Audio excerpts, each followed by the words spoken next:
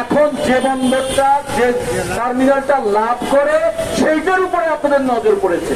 যদি বাংলাদেশের উপকার করার ইচ্ছা থাকতো, এই যে আওয়ামী লীগের শেখ হাসিনা 25টা পাটকল বন্ধ করে দিয়েছিল লোকসভার অজুহাতে, ওই একটা পাটকল চালু করার জন্য আপনারা তো আসেন নাই। এখন যে কন্টেনার টার্মিনাল লাভ করে সেই লাভের উপরে থানা হওয়ার জন্য আপনারা এখানে হাজির হয়েছেন। ভারতে 263টা বন্দর আছে, তার মধ্যে 12টা বন্দর আছে প্রধান বন্দর। এই 12টা বন্দর ভারত সরকার পরিচালনা করে।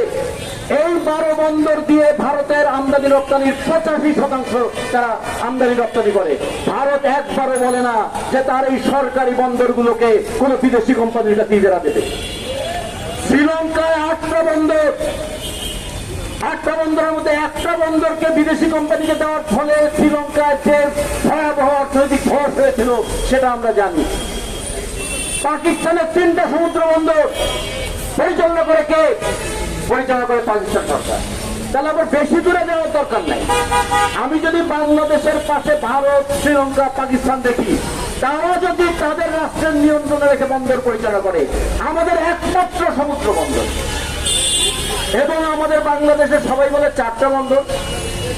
4টা বন্দরের মধ্যে ওই মংলা সমুদ্র থেকে 65 কিলোমিটার ভিতরে, তারপরে আছে ওই পায়রা, এরপরে আছে মাতারবাড়ি। মাতারবাড়িতে গত বছর কন্টেনার হ্যান্ডেল করেছে মাত্র 8,000, আর চট্টগ্রাম বন্দর কন্টেনার হ্যান্ডেল করেছে কত? সব মিলিয়ে হিসাব করলে প্রায় 26 লক্ষ দাঁড়াবে। তাহলে মাতারবাড়ির সঙ্গে চট্টগ্রাম বন্দরের তুলনা হয়। ফলে চট্টগ্রাম বন্দর এমন এক বন্দর, এই বন্দরকে কেউ যদি নিয়ন্ত্রণ করে, তাহলে 2 দিন যদি চট্টগ্রাম বন্দরকে কেউ নিয়ন্ত্রণ করতে পারে,